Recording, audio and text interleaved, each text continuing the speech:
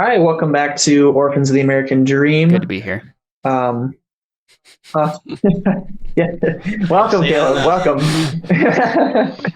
Welcome. As promised, we're going to find out what happens when the entire party is at odds with one another, or ends, if you don't remember how phrases work. Um, so I think we're going to kind of just skip some time. And let me jump over to, I know where it is on Google Maps, but I don't On know the hex map. how it would look like on the hex map. Um,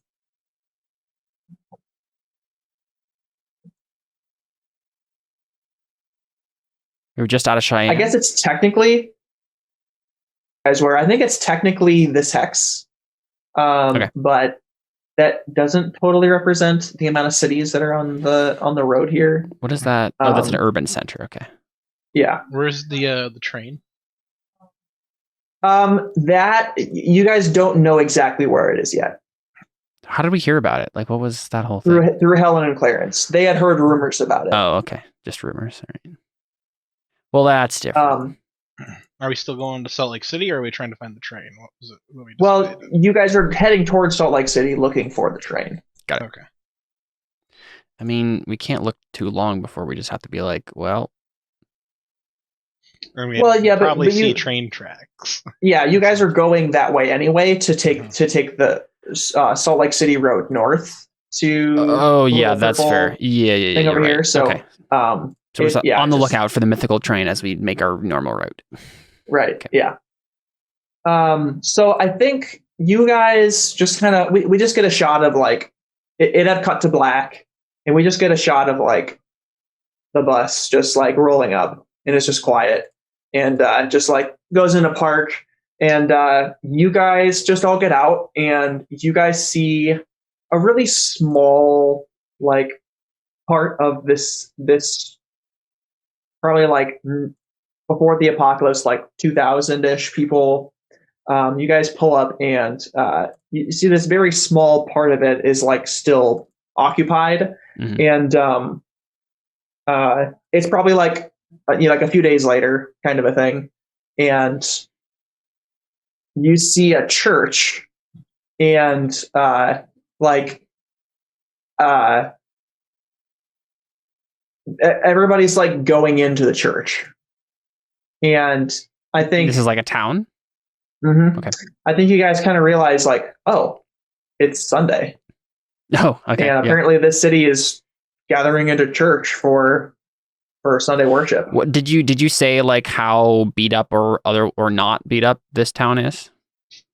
There's the town itself has been ravaged by the apocalypse, but there's a small part of it that's still occupied. Yeah. There's a small like village like section that is occupied and fixed up and that kind of a thing. I mean, it doesn't look nearly as great as like the first city you guys came to. Mhm. That looked like civilization was back, Yeah. but it's very obvious from like you look left and you look right, and they're two very different like circumstances to the areas. Mhm. Cool. I think Connor is just like, huh. He's like, well, we do need to see if there are some supplies here. I guess we're all going to church. And he just like starts walking towards the building. I mean, yeah. I mean, I probably would be like, oh yeah, sure. Yeah. I mean, duh. Why not? So does everybody just like go? I think that's what everybody's doing. Is everybody just like go to church? I was muted. It's like church to have a service, right? Yeah. I think Josh is gonna probably look around and try to find out what's going on with the rest of the town while everyone else is in church. Divide and yeah. conquer and all that. What does their sign say up front? If they don't have a witty sign, I'm not going. Well, I don't think they have a sign. Yeah. Oh my gosh, amateurs. So yeah, I go in. Not enough marketing for you, Jared. Adam, do you You as think well? it's hot on the apocalypse? Oh boy. I think yes, but I think there's like a glimpse of he thinks about all the stuff he can get inside of a church. He's like, some wine. I could get probably some gold or something like that. So he's like, Right, "What yeah. in there?" I think you're thinking of a more mythical church, but yeah. A Catholic church, probably. Oh, Connor, Depends on the what kind. Catholic. You can't tell. I can tell. Well, does it? I mean, My discernment levels are over 9. what is the like? Obviously, it doesn't even necessarily like say. What am I trying to say? The sign of the actual church probably isn't necessarily what they are, but like, what is this building actually? What is it actually? Is it a church from before? Yeah, it looks like a chapel building. Got it. There's probably a like a little what's it called, like steeple. There's a little steeple, but you can tell it's been destroyed. Yeah. And there used to be a steeple with like a little cross. Yeah. Cool. Yep. I mean, just go in. So you all go in. Okay. All right. We are still asking questions. So yeah, you guys all go in, and I think it's like this really awkward, like walk into a church during the wedding scene where like everybody's greeting each other and everybody's fine and dandy. And you guys kind of like open the doors, and there are a couple of like quote unquote greeters. Yeah. Right. And they're armed. And so they look at you, and they like put their hands to their guns of like, we don't recognize you guys. Mm-hmm. They don't pull anything out, but did any of you guys like react? Did you guys say anything? They're just like, just like initial reaction. They don't say anything right away, but I probably just. Do you actually say that, Jared? Yeah, I'm like, we're just passing through. I don't remember them bringing guns to my church service.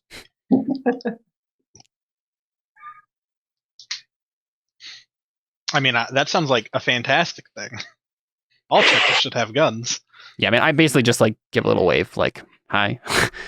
We're not here to cause any trouble. We're just hanging out.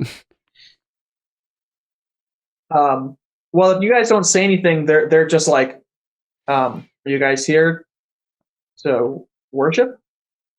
I say, yeah. Maybe, I mean, and after the service, maybe we can just chat and compare information. We're just heading through.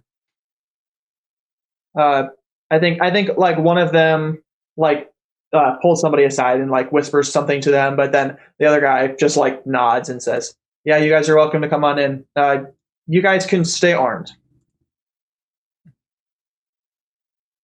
We respect that. Yeah. We're not going to tell you to put away your guns. Sure. Or holster them at least." But yeah, I just nod. So you walk in, and I mean, there's some like probably like there are probably a few pews that are like still intact. It's like folding chairs and that kind of a thing, and there's some just like ugly carpet that used to be like red or something like that.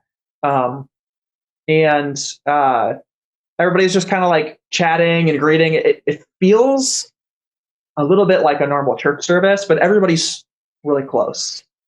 Not physically, but like everybody's like relationally like really close. Like if you thought like you walked into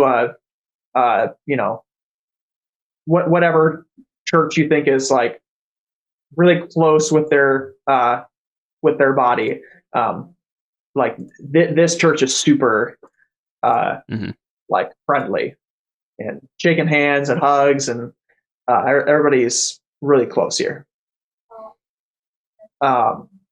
If you guys just walk in and like awkwardly like take 2 seats and just like wait for the service to start? And I pointedly don't sit by any of them. Yeah. I think some people come over to you and like greet you and shake your hands, and they're like, "Can I roll? Hi, how are you guys? Contacts?" Yeah. Absolutely. Yeah, that would be I was hoping you would. Goodness. Nice. Okay. Hold on. What's the intent? Yeah, good question. What's the intent? And I'll give you the difficulty. I wanted to know if the pastor remembered me, or kind of like I want to go speak to the pastor, and I want to like, or find someone I know or something like that. And I was hoping it was the pastor. So Yeah. Okay. Sure. I think difficulty 3.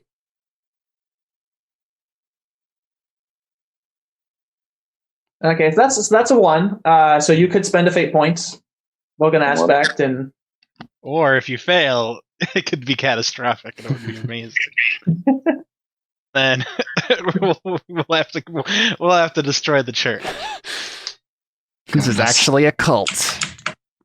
I mean, you could very easily invoke "I should be the center of attention" and say, Oh yeah. Like, Of course, these I people know these me. Oh, let's take a brief pause. Why don't y'all roll to get rid of your mild consequences in your moderate consequence scale? Recovery stuff. what do you roll for that? Well, I think Emily would roll. Yeah. Right? Yep. You guys would have Emily heal you up. So let me just do a couple of quick rolls from Emily and Yeah, I have a 2 and a 4. David has a 2.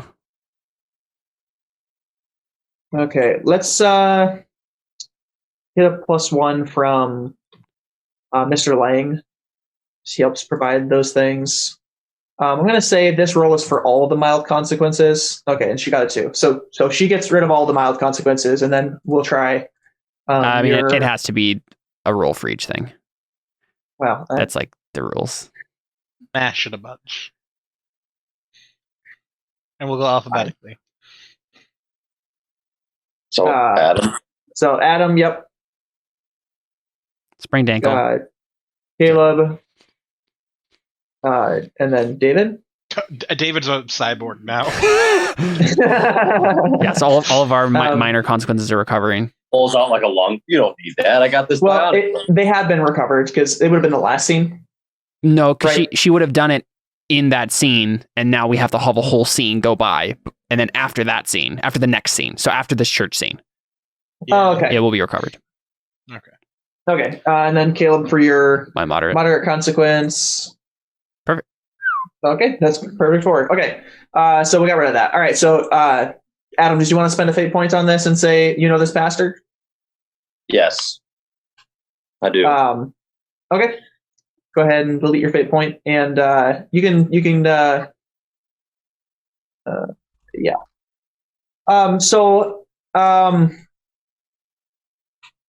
Adam, why do you know this pastor? And I have an idea of who the pastor is. If you don't want to say it's this pastor, I don't want to say. Okay. He comes up to you, Adam, and because you've met before and you don't remember that, but he does. He goes up to you and he says, "Oh, hey, Adam, it's good to see you again. How's Gabby?" Why don't you ask her yourself? He's like about to like call him by his name, but he's like, I don't know his name. He's like, why don't you ask her yourself? Just right here. He's like, "Oh, Gabby, how are you?" And I'm sure Gabby's like, "Fine as the apocalypse." Yeah, as good as you can be in the apocalypse. Yeah. And he turns to everybody else and is like, "It's so awesome to see new faces. I mean, having visitors in a church, I mean, that's not something you get very often." And he looks to you guys and it's like introduces himself, right? He shakes each of your hands and it's like, "Hi, I'm Pastor Gabe Wrench. Nice to see you guys." That's funny. Thanks for that. I was hoping that it would be someone that we, yeah.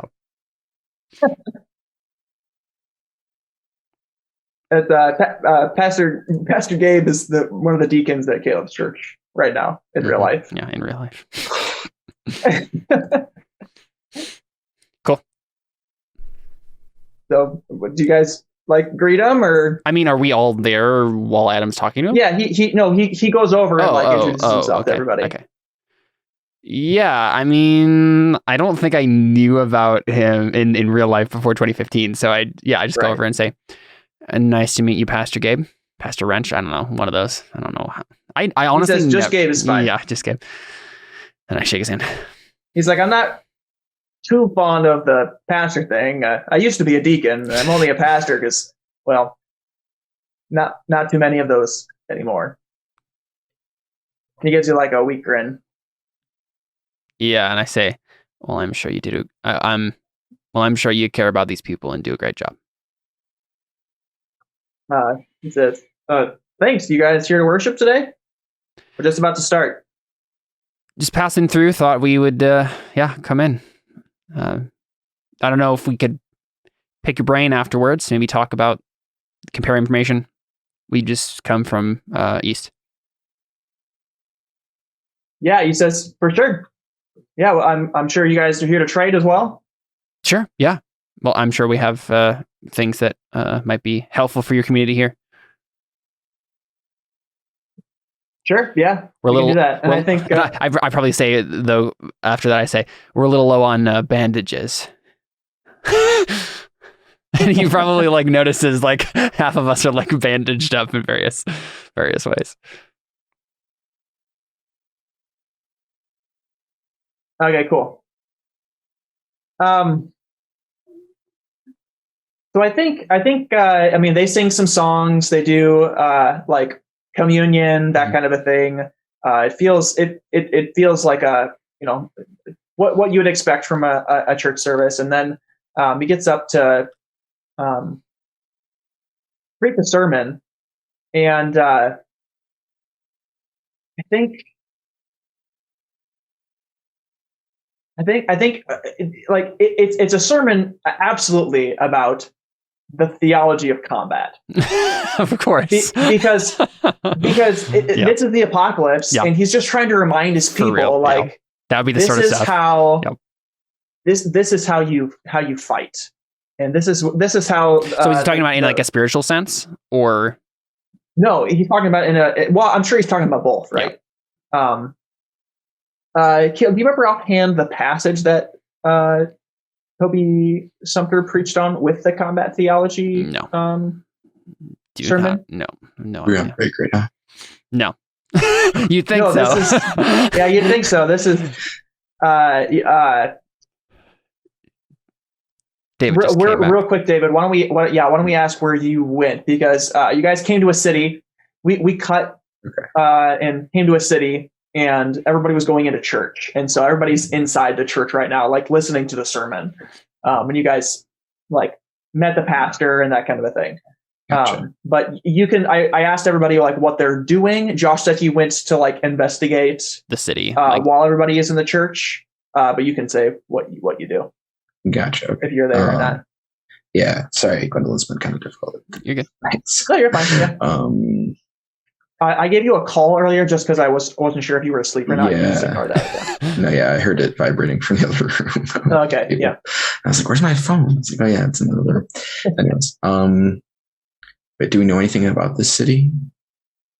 Nope. Everybody is inside the church though. Like the whole. Looks like the whole city, basically, the whole community is inside the church. I think probably about like it's a really 60 big church. people, maybe more. How many people you said? 80. Okay. 80. So basically, we're in a city, and there's like a walled-off church that is a whole community. Is what you're saying? No, the community is all inside the church right now. Currently, okay. But didn't you say Josh was doing something outside of the church? Yeah.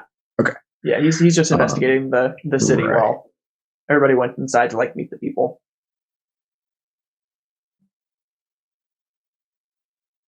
Yeah, were you going to go in with us or go investigate with Josh? Or, yeah, I guess I'll just like stand in the back. Probably. Cool.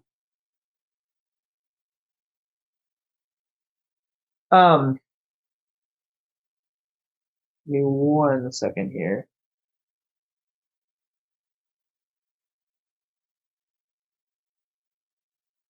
I think I'll just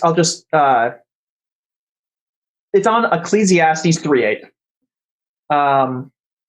And it's a time to love and a time to hate, a time for war and a time for peace. Right. And from that verse, he's extrapolating all these things. Yep. But I think he's also talking about Gideon, and I think that's the moment that kind of stands out to you guys. Is he's going through the passage with Gideon, and in Judges, and he's talking about like how the guidelines that Scripture gives for war, for combat, and he emphasizes, right, like you don't take a life unless it is necessary, and we all have had to deal with that reality now in our current circumstances. Some of us, even some of the women here, have had to kill people to stay alive. And the question is, why? Why was that person have to die? He should like look at Caleb, just kind of like unintentionally. not knowing. Yeah. Just for like a broadside for Caleb. Yeah, because he's like scanning the room, right? And Caleb, you probably like sink down in your chair. I'm curious. I think I'm frustrated right now. I think because like I've probably heard, or maybe even like, because we probably had a church back in the town in Nebraska that I like headed up for a while, like. And I wasn't like the pastor or anything, but like I probably heard a sermon like this, probably talked to the pastor, and I understand all of that, right? And like I'm frustrated right now because I'm like, okay, like I think I get this, but that situation was more complicated, right? It wasn't as clear as this sermon is trying to make it out to be, and I'm frustrated because I like in my mind I'm like I know that if I had a conversation with the pastor about this, I'd be like, we could hash out the actual like theology of it and like whether or not what I did was right or not. But like, I don't know. I think I'm just generally frustrated because it seems too easy to me, right? It's like, this would be the part where I get my guilt assuaged because I only did what was necessary. But I'm like, I don't think that's how it happened. And I don't know what to think. And this is, yeah. Yeah. You're expecting to be like affirmed. And you're frustrated that he's not affirming you.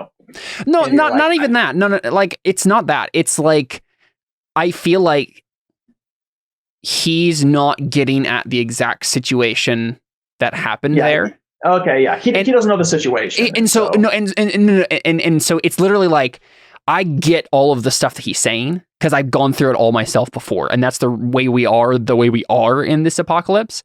But like, it unfortunately just doesn't help me right now because what just happened wasn't the situations I've had to deal with before. Right. And I'm dealing with like the idea that like the real reason I did it was because David was going to do it anyway. And I'm just like, that was so wrong. Why did I join? Like, I don't understand my own psyche there. And I'm just like struggling through that. I'm just like, this is not what I need right now is what I'm kind of like thinking through. It's like, I get this. This is all the head stuff. I get all that. But like, yeah, just generally frustrated. Yeah. I think he continues, and I think the passage is really on Judges and Ecclesiastes 3. It's another point that he brings up, and he's talking about that. But I think he starts talking about how they get to the 300, how the numbers slowly dwindle, and he's like, you know, we look at this passage and we say, you know, God didn't need all those other people. God only needed a small number of people to accomplish his purposes.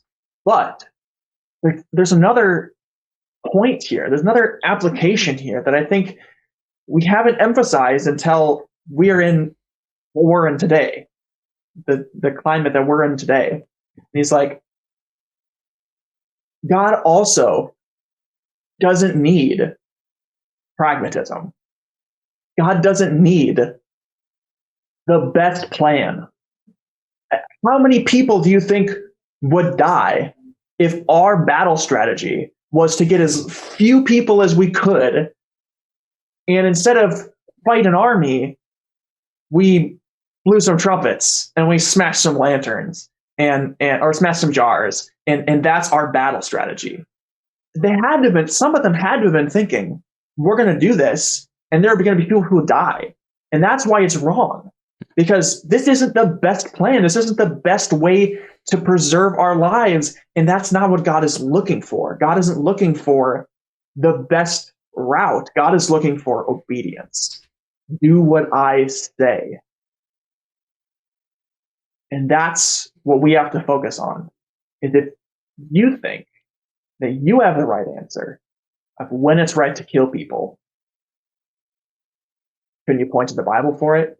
Can you say with certainty that Scripture affirms your circumstance, your actions in your circumstance? Because otherwise, you're just going with your own understanding.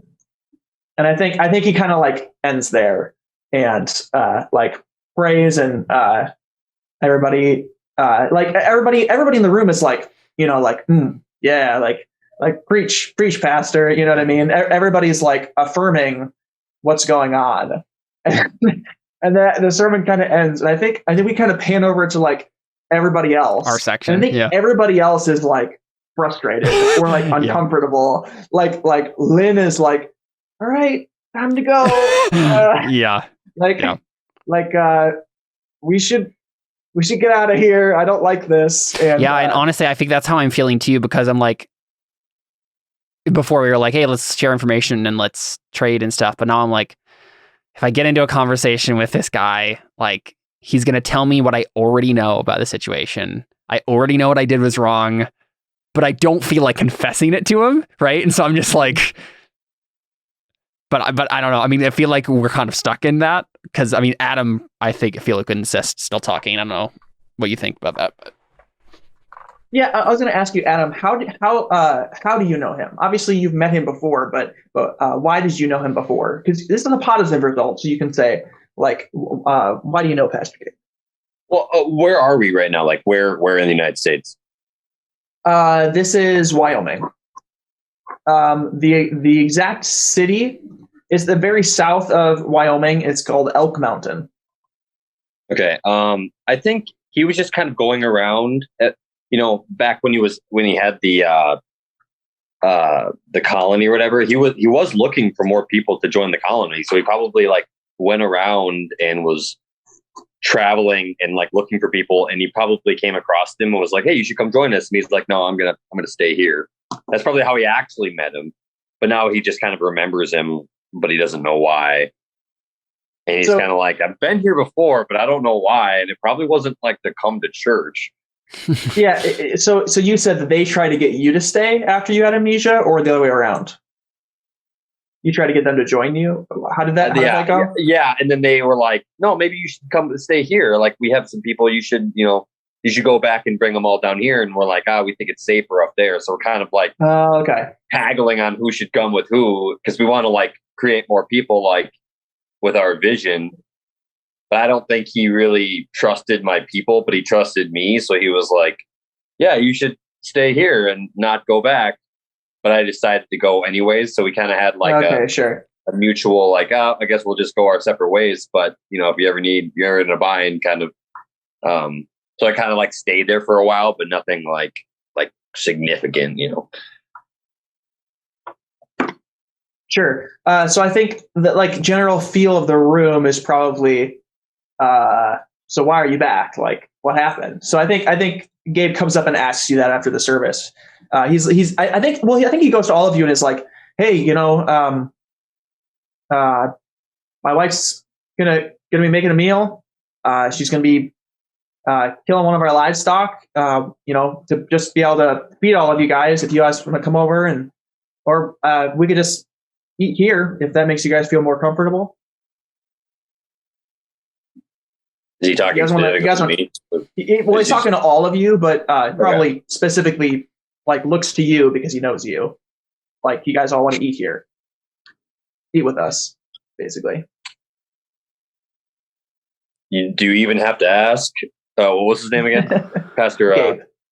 Do you even have to ask, Gabe? Yeah, and I was probably just about to say, no, we should probably keep moving on. And then you said that, I'm like, dang it. I'm like, totally. And you're like, I think we should. Yeah, totally. Oh, shoot.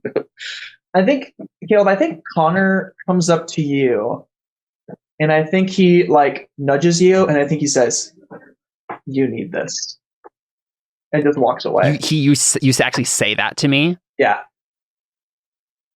And I think I like I'm trying to do this discreetly, but I like grab your shirt a little bit. I'm just like, how do you know what I need? And he just points to the Bible that's sitting on the like podium that Gabe was reading out of, and he just like pulls your arm off and just walks over to Gabe and like is like, how can I help set everything up? And I think most of the town is like, like they bring food and everybody comes and having a potluck. But let's make a roll for Josh. Like, is this an investigate? Is this a crafts? What are you? Well, probably not a crafts, but now that you say crafts, now I'm starting to think maybe it would have been a better idea to do some armor smithing. Oh yeah, go back to the. But I actually have some armor to bring along with me. Yeah, I mean. Is it like, how big of a place are we talking? You probably described it earlier, but the city itself, I actually zooming in on it, it's actually a lot smaller than I thought it was. I think it's probably the population of California, probably like 300, if that, before the fall. So there's like 80 people here now, and it's a very small like town. And actually there is a church building, and it's basically like I think it's like a like cabin resort kind of like city, but it's very small. It's got like 1, 2, 3, 4, 5, 6, 7, 8 streets, 9, 10 streets, I think. Okay. So it's extremely small. Are most people in church at the moment then? Everybody. Okay. Everybody is. In that case, yeah, I'm gonna return to the bus and I'm gonna try to craft up some armor for myself. Okay. Because I've been upset that I haven't had a set of that to grab off the shelf every time we leave the bus. Yeah, sure. I need to keep remembering to do that in our downtime. What kind of material are you making it out of? That'll help me decide the difficulty. Yeah.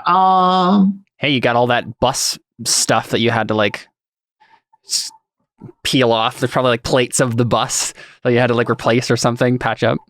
And if nothing else, there was probably materials and stuff at the other building I could have acquired too. That's much more realistic. Like a chest plate of the little stop sign that comes out of the side of the bus. That's kind of cool. That would be kind of funny. Wouldn't stop a bullet, but probably not. Well, underneath that you have the Kevlar. There you go. I'm probably doing why not? Some kind of a medium plate armor. Okay, I think it's probably a difficulty probably 3. Only 3? I think so, unless you want to argue for it to be more. No. You said that difficulty nice and low. Yeah. All right. So I'm gonna roll my +4 craft, and I'm gonna add +2 because I have improv vestments, which gives me +2 to create an advantage when using crafts to make armor. And let's see if I can beat this 3 difficulty. Yep. I was gonna laugh so hard if you didn't.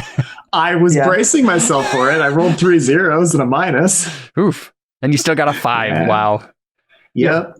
Maybe I should have made the difficulty a little bit higher, but I'll remember for next time.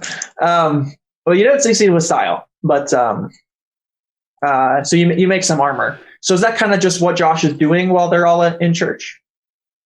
Yeah, I think he feels the need to be away from people and working with his hands. It's kind of a centering meditative thing for him to focus on project and put everything else aside for a while. Mm-hmm. And we definitely get the feel of like these scenes is very like a quiet, like skipping church. very, even Caleb went to church. After I murdered. And he just killed a bunch of people. What were you saying, Connor? Well, the real sentence is even David went to church. Yeah. Fair, yeah.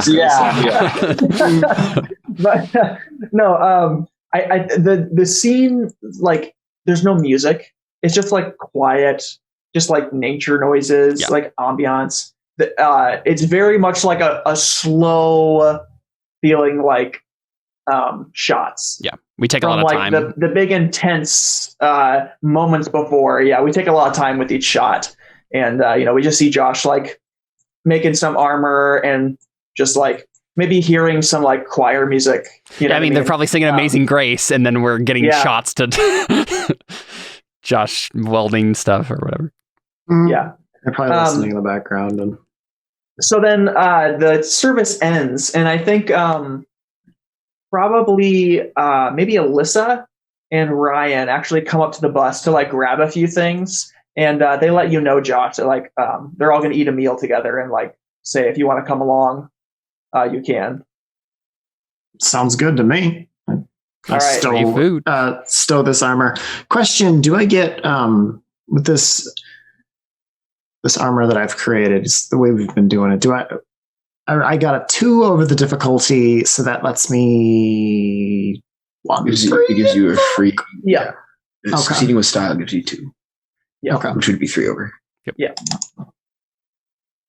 Also, I think it might make sense, Connor, if you're wanting to find like a way to figure out the difficulty of that. If it's like, what do you want this to be able to stop? So if it's like he wants to make an armor that can stop a knife and maybe small arms, then it would be easier than if he wants to be able to stop a grenade. Yeah, that's. And then I guess it would be more like, you can't invoke this benefit because it's a grenade and your armor's not good enough for something. Like it's, if you want to find a good way to like decide the difficulty instead of just making it like you were doing, instead of having like a set difficulty or having it'd be like the materials, because ultimately what matters is what it protects. And if you want to have a scaling difficulty, that might make sense. Yeah, no, I like that. Thank you. I just wrote that down. Yeah, wrong. Good fake core tips from David. Yeah. Thanks. Check out Idle Inspiration for more. Yeah. I kill a lot of those people on that show. So So Josh makes his way down. Ryan and Alyssa probably grab like some of their food, some of your guys' food to like contribute to the thing. Obviously, we bring our potato salad. Yeah, your potato salad with the potluck. But remember, they're Presbys. They're not Baptists. There's no potluck. That's fair. No, I'm just kidding. Excuse you. Presbys do potlucks. I know. It's just better potlucks too. Oh, wow. No, so I think, but Ryan and Alyssa, they like bring their food to like try to contribute, and they're like, no, it's just us. Like you're not bringing your food. Like we're blessing you. Like let us bless you, kind of a moment. Yeah. And they all sit down, and I think people are just like talking with you guys and like asking you questions. Yeah. And I don't think we have to get like those scenes as much as unless you guys want to. But I think we'll kind of fast forward if you guys don't have any particular scene you want to do to like Gabe and like maybe his wife and like just a smaller group of people to like like talk. Yeah. You know what I mean? Like that kind of a thing. Yeah, and this would be the part of the scene where I would have taken front and center and like been like, hey, yeah, well, I'm the leader of this band, and this is what we're doing and all this stuff. But I'm like, you can just, I think anyone who pays attention for longer than a second can just see that I'm just tense. Like my entire body is just tensed up, and I just can't focus on anything. Yeah, barely touching my food. So I don't know if someone else says something, but like, or is engaging the pastor in the conversation, but I'm not. Yeah. So I think we do fast forward then to like, there's a smaller group of people now. Yeah. So you guys are talking, and I think the general feel of it is like, the people like expected you to be like Christian, and because you like came into church and like joined them for the worship service. And I think as they like starts talking to people like Lynn and like right, they're and Helen, kind of like ooh, Helen and like whatever, yeah. like, oh, so you guys aren't Christian. I think there's kind of like that awkward, like some awkward moments like that where I think They're just making Helen- assumptions. And, yeah, they're making assumptions and like asking questions. And I think Lynn is like really uncomfortable. Helen and Clarence are just talking and they're fine. Helen is obviously not recovered from like the trauma, the traumatic experience that she's had, but she's talking and like things are fine. And I think how's Liz? I think Liz is wherever David is. Yeah. I think I was going to establish this. I think we'll kind of pan around the room, right, to kind of see what everybody's doing in this like fast forward montage scene or whatever. I think David, Liz has basically like not left your side for like the 3 or whatever days we fast forwarded since until you guys got to this little Elk Mountain place here. And so I think Liz is eating if you're eating. And like there might be some people that come over and talk to them, talk to you too. But I think I'm assuming you can say how you react to it. But like you guys kind of shut down the conversation real fast. Liz doesn't really talk. I'm assuming you don't really talk, and they kind of just get the message like we don't want to talk and just kind of leave you alone. Yeah, I'll go sit by Caleb though, and if he's like eating, I'll eat with him. I'm sure. So I think the three of you were just sitting in silence. Right. Well, no, I mean, if we don't have another scene, I'll talk to him. Oh, talk to Caleb? Mm-hmm. Yeah. Yeah. So yeah, I'll sit down and like I have a plate, and I see that you're not eating anything. Like, not hungry? I just look at you like, come on, dude. Like, you know exactly why I'm not eating. I just like shove a potato in my mouth. Look back down at my food. Yeah. Yeah. I did this for you, David, and look what it's doing to me. Yeah. I mean, let me make an empathy check. We'll see how much. I think that's probably a good before I idea. can get to the actual conversation. Caleb, I think you should roll will probably, or if you want to sort of decide how hard it is to read you. I mean, I don't know if I'm hiding it. I guess I'd roll a deceive, but I'm not very good at deceive, so it's not going to go well. So I think that's fine. Yeah, go there you go. -2. So David, you know what's up. Yeah, so I put my hand on your shoulder and I lean back a little bit and I like point my thumb at Liz.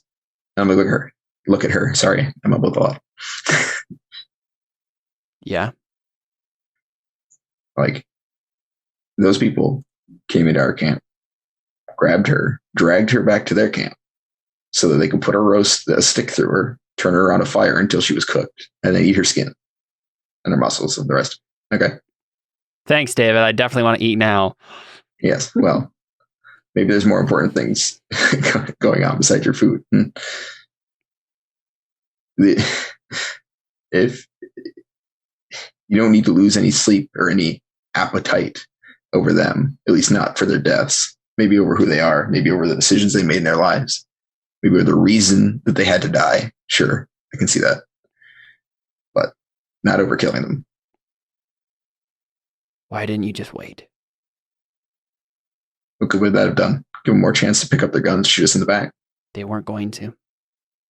How do you know that? How do you? I don't. That's the point. If I knew, then I would just make the right decision every time. Instead, I make the only decision that guarantees that the cannibals die and not us. Which is a lie, so you can roll if you want. Oh, okay. Yeah, I mean, I'm good at empathy. I'll roll empathy to see. Yeah. I mean, it's how good are you at deceive, David? Is this going to be a repeat? Here's places. Get a 3. Wait, I'm better than I thought it was, by which I'm not good at all. Yeah. So, like, I mean, it's a lie. I mean, like, it's not. It's the logical assumption that he's making, but there's definitely not. I don't know that there's anything in what he's saying that's like, oh, this is a lie. But it's like, in the moment, he acted a lot differently than he ever has before. Yeah. And so, it wasn't like a clean, conscious, like And I noticed decision. that. Like I know you. It was the line. A line in chains Exactly. was invoked, right? Yeah, Like, it was he literally him acting on impulse, and So this because of is the way his this empathy stuff reasoning, works, can I get a free invoke on Lion and Chains to use against you? yeah, sure. In a row. I think That makes that's sense. how that would work. I don't know how we're gonna. Yeah. Well, I think if there's like a rapport roll here or something like that. No, I mean I don't know how we're gonna note if. I just put it on your yeah. I mean, I imagine I'm going to spend it in just a second anyway. Okay. So I just put it in there just so I remember. But yeah, I look at you and I can just see through that, right? And I think I'm starting to come back to myself a little bit, like starting to just worry less about myself and worry more about you, right? And I just say, that's not what it was it? You lost control. Yeah, he sort of lolls his head, like, you know, he's thinking about it or whatever. And, Yeah. Or he's not like, you know. I'm like, listen, we're going to come across a lot more situations like that before all of this is over. And I need you to promise me one thing. And I look you like in the eyes. And I want to make like some sort of like cool line here and decide but I honestly don't even know what I want from this scene. I feel like I need to figure that out right now. Mm-hmm. I mean, I have something to say. Yeah. That he'll say if you don't. Okay. So he's like, no, let me be clear. This thing's going on between me and Jared. It's doing weird things to me. I won't lie. I've not felt like this in a long while. And I know it sounds like we're breaking up, but I know you know that's not what's happening. This is weird for me, but that doesn't change the justification. I would have killed those people regardless. But, well, now I have to justify by Jared's rules too. By Jared's rules? And I look at you. By Jared's rules? Is that what this is about? This is just all of us playing our own little morality game. Yeah, you just defined life pretty well, but oh, this is so good. This is so good. Like, listen, I love this. Jared told me if I killed somebody, he disagreed with it, that we'd square off. The last thing I want is have to deal with that again. So why? I'd look at him. Why? Why does that bother you? If Jared's a threat, why don't you just take him out too? Because Jared is you, Jared, the rest of you, the people on the bus, more or less. They're the people, the thing being threatened, not the threat. If he is a threat, then, well, that's the problem, isn't it? That's what I'm saying, David. Listen, if Jared becomes a threat to your life, why is it a problem for you to take him out too? Where are the lines in the sand? I mean, and why do they seem so arbitrary? Because lines drawn in the sand are often arbitrary. It's sand.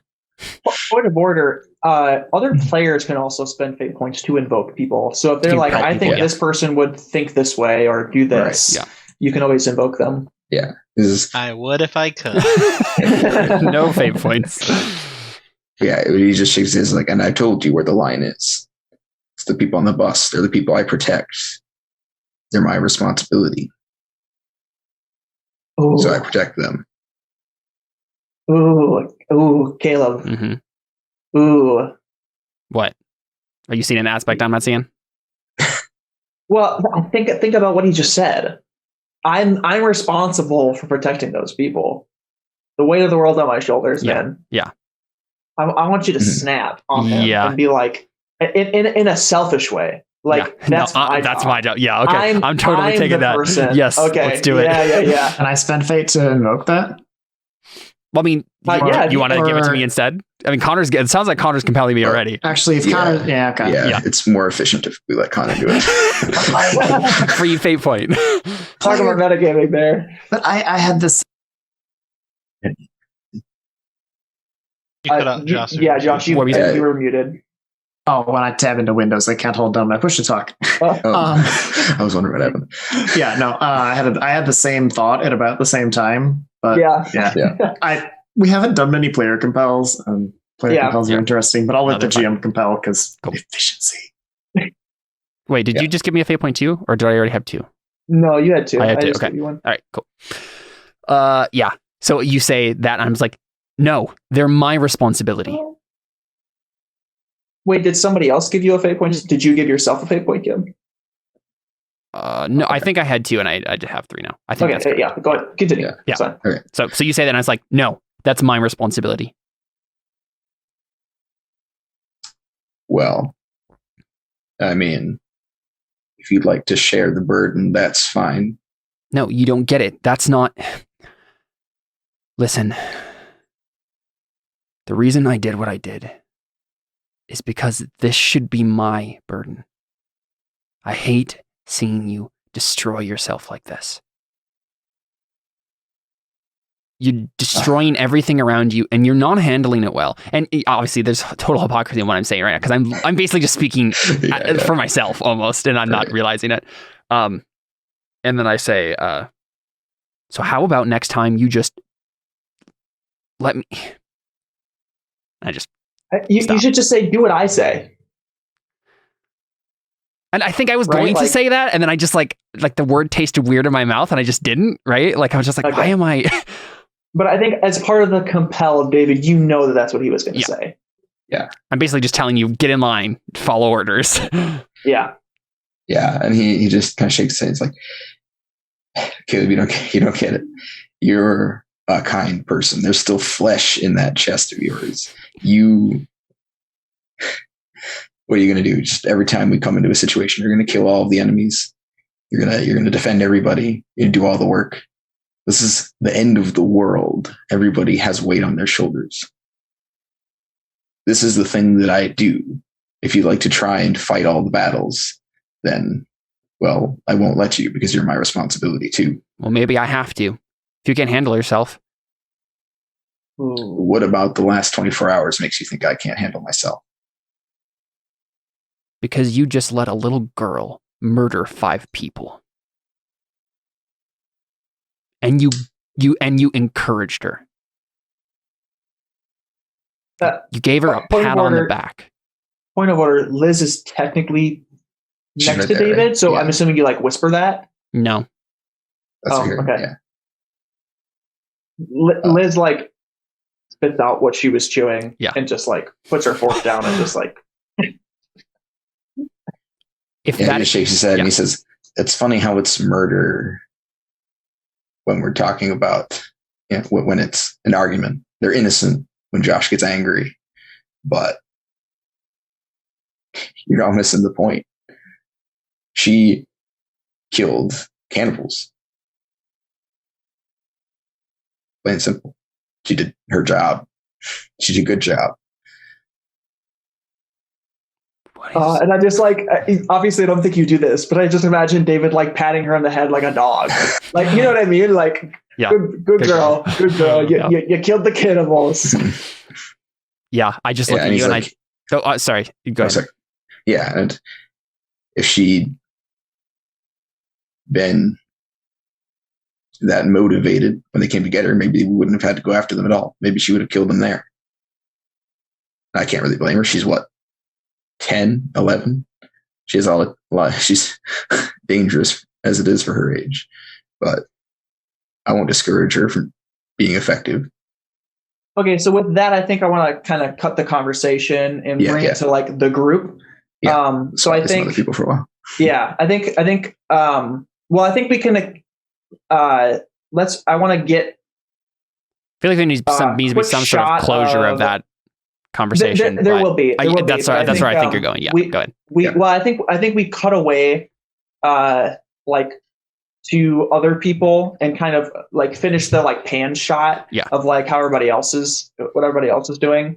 But I think I need to look at the character sheet so I know exactly everybody is. So I think Mr. Lang is having a heyday. He's eating, he's talking, he's telling, he's regaling people with all the stories, right? Like he's like, so anyway, there was this radioactive deer, and he was charging us, right? And then we like pan over, and I think Ryan and Alyssa are just like having just like artificial talk with people.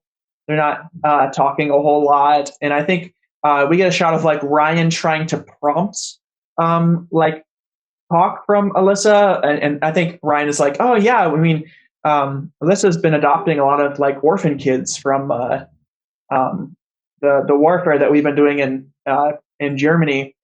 And Alyssa, did you want to tell them about your kids? And I think Alyssa just like hurdles up and it's just like, no, I'm not feeling the best. And Ryan is just like, oh, okay. And Wait, are they with starts us? explaining about the kids too. The kids, no, they left them in Europe with so the hidden talent is Connor's crew.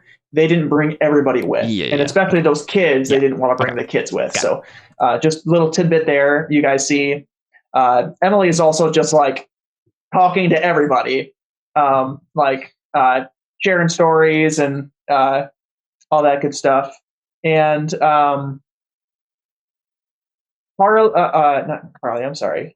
Connor and Mickey have been talking to Pastor Gabe and his wife, but I think Connor kind of walks over to you and David, Caleb, and that's kind of what cuts the conversation off. Is he comes over and is just like, "Hey, can we talk? Why? I want you guys to come talk with Pastor Gabe." That seems like a bad idea. Do you say that? Yeah. Need some prayer. Right? Oh yeah, Adam. Adam and Josh, what are you guys doing? Let's get finish that. the pan. Sorry. Yeah, I thought it was right next to Gabe. I was okay. just Yeah, like listening to him. So sure. Yeah, Josh, what would you be doing? I don't know. Probably just making small talk with the folks. Kind of. I'm interested in enjoying some good food, some company, and also want to hear a little bit about if there are, what kind of news in the region. Like, what have the locals been hearing from other places? What's kind of their impression on the world? See if I can glean anything that might be useful to us as we kind of journey further west here. Yeah. Are you trying to make like a roll of any kind of like to gather information or? Yeah, let's do that. Sure.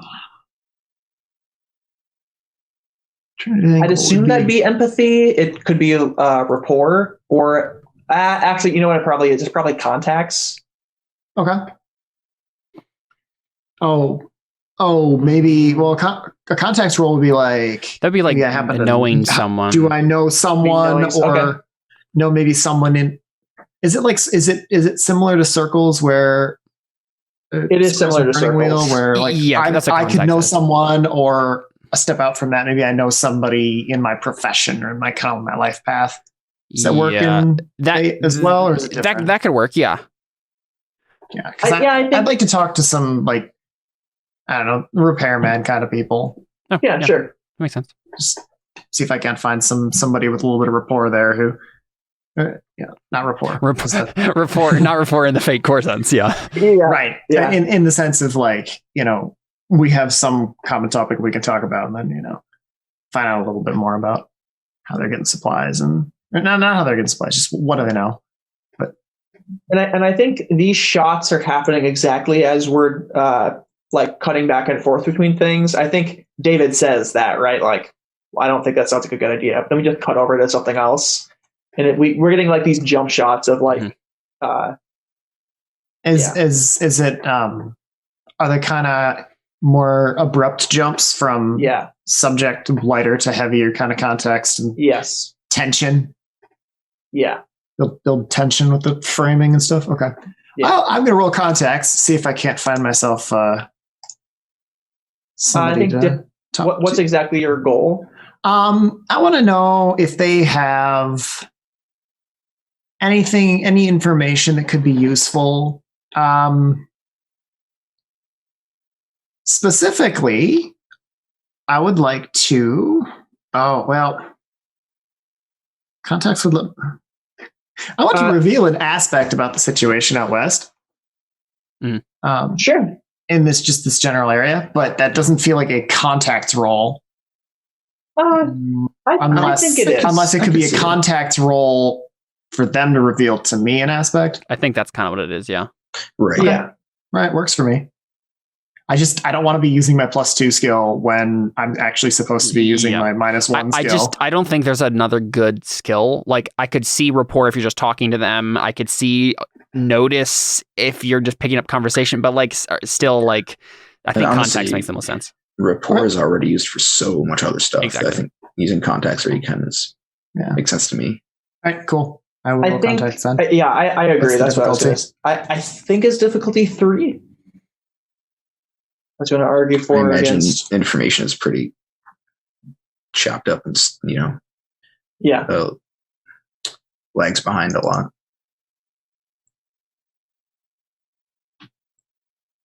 Okay. I rolled a -1. Oh, no. Oof. Everything not is good. great. So, yeah, that's interesting. That's real interesting. So there are a couple of options here. So you could spend fate points. You have 2 fate points, so you could spend both of them to succeed. You could also spend a fate point to re-roll because you got a -3 roll. A couple options there, or there's a couple options for failure. If you want to say, I'll tell you something that's not true, or say that they don't know anything and we'll make an aspect like going in blind or something like that. I think going in blind would have could be invoked in an interesting way. Okay, I sure. don't really want to spend fate points on this because this is real kind of real interesting, seeing how it falls apart. Yeah. Plus, you could use that to be like do like an event thing where something bad happens that you weren't originally planning on. I don't know if that's normally how you could do with the thing you can do with invokes, but yeah, I mean, with free invocations of an aspect, but it'd be cool anyways. So I did put going in blind on the list here. I forgot to mention I did put blood on your hands as an aspect for that last scene, and I think it carries over. That's kind of the general theme we're dealing with right now. So I think that carries over. I don't think ignoring Lynn carries over though. I think you guys kind of resolve that. So you died, maybe it would have carried over. Yeah. Ignore. Well, I think that just would have added into blood on your hands. Mm-hmm. It's true. But okay. So I think you gotta talk to them, and they're just like, we got no idea. Like, we've been trying to keep to ourselves. And I think they say like, well, the next city over is pretty good. We've done some trading with them in the past, and that's basically all they say. Nice and helpful. All right. Fun so stuff. I think we cut back over then to David, Caleb, and Connor. And Connor's just like, I think what you guys need is to just talk all this through. And Pastor Gabe has agreed to just kind of have a family talk. And I think that sermon was pretty much a godsend of just exactly what all of us needed to understand. GM said, maybe. Last few family talks I've had have all ended up with bullets and fists. I feel like maybe this is a bad plan. I don't think that's what Pastor Gabe is going to do, David. And I think. Wait, who is this? Wait. Who's saying this then? Connor is. Oh, Connor's saying that. Okay, I misunderstood the situation. Who did you think this was? I thought it was actually Pastor Gabe himself saying this. Oh no. Okay. I don't think I would have acted any differently, but yeah. Yeah, I think. I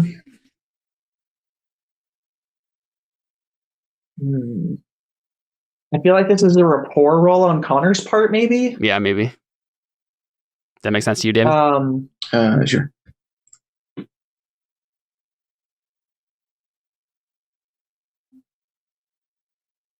and then against your will, I guess. Minus Oh, wow. 1. Wow. Everyone Yeah, needs Connor. I now. just shake my head and I'm like, look, people are pretty touchy when it comes to subjects of life and death, and even with this, and I can tell that we have some different ideas. Oof. Yeah. Okay. Trying to do you a favor here. Tell the pastor we're not interested, or at least I'm not. And I look at Caleb like, I look at you after he says that, Connor, and I just say, I don't think I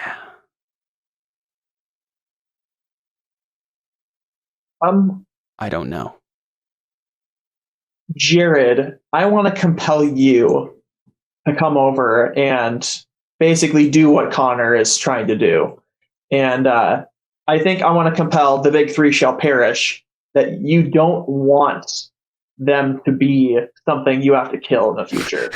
Right.